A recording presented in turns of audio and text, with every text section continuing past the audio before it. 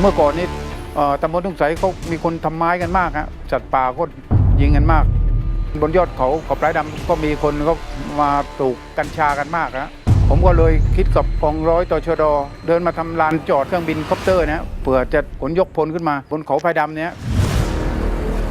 สัตว์น้ำก็ไม่มีเพราะว่าคนก็มาบุกรุกป่าชายเลน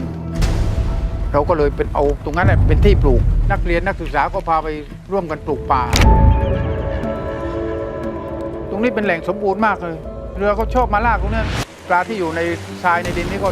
ขึ้นหมดนะเรืออื่นไปวางอวนไม่ได้แล้ว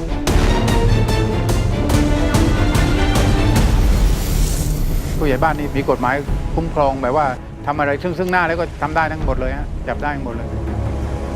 พลังของความจริงใจฮะความจริงใจไม่พลิกแพลงอะไรฮะตรงไปตรงมาครับ